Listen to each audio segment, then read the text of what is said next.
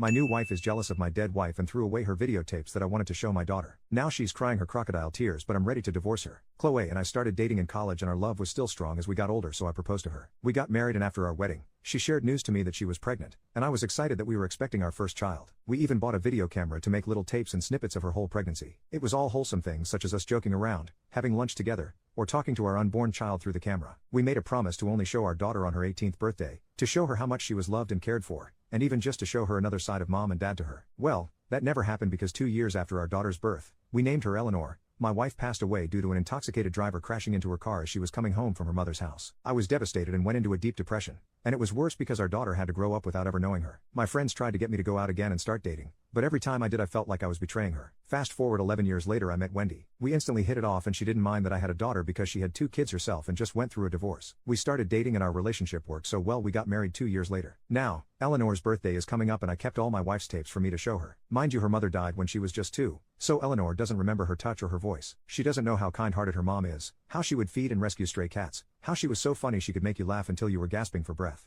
But I knew that once she saw these tapes, she would understand what her mother was like. I was excited to keep my late wife's wish and I was talking about it to Wendy, when I noticed her expression going from happy to looking a bit uncomfortable. It wasn't anything new. Wendy would always get uncomfortable when I talked about Chloe. I've never said things like, "Why can't you be like Chloe?" or "Chloe was supposed to be my only love," but I talk about her to my daughter to give her a mental picture of what her mother was like, or even when she just asks me to talk about her. But Wendy has said that she could never be like Chloe. Chloe was a model, then started working on her fashion career, while Wendy claims she's not in the best shape because she had 2 kids in college. I love both women how they are and I've never had a preference, but I didn't like that she felt insecure, especially when I only ever brought up Chloe when Eleanor asked about her. And it's not like it's a crime for a daughter to want to know what her mother was like. Still, I comfort Wendy whenever she brings up these insecurities, and that day was no different. She broke down crying and I told her I love her just the way she was. The next day after that incident she came up to me and apologized for the way she acted last night. I told her it was okay and it's good that she felt comfortable enough to share her feelings, and I gave her a tight hug and a kiss on her forehead. She asked to see where the tapes were and I showed her the box of videotapes in my closet. She thanked me for showing her and everything was fine until the next morning. I wanted to put the tapes in a prettier box, but when I went to find them, the box wasn't in my closet. I looked everywhere and eventually went downstairs to look for it, and saw my wife laying on the couch watching TV. I asked her about the box and with a straight face she admitted she threw it away. My heart dropped and I asked her what she meant. She just said I talk about my ex-wife too much and I need to move on with my life, so she threw them away as a head start. I was fuming with anger because not only did she throw away what I had left of her, she threw away my daughter's big surprise. I told her I had moved on, but even if I hadn't, she had no right to do that. She had just thrown away a huge part of my life that I would never get back. And what's even worse is that my daughter would never get to see what her mom was like. She ruined everything. When I said that, she started apologizing, but sorry wasn't going to fix anything. I just went to my bedroom and locked myself in there while I cried all night. The next morning when I had calmed down a bit, I went through my computer to find old files or any type of video of my late wife to give to my daughter. It hurt even more because sometimes my daughter still cries over the fact she never got to meet her mother, and I really thought the tapes would bring her closer to her. As for my wife, I've been ignoring her for the past day, but she's been texting me nonstop about how sorry she is. I really just can't look at her right now though. The next day,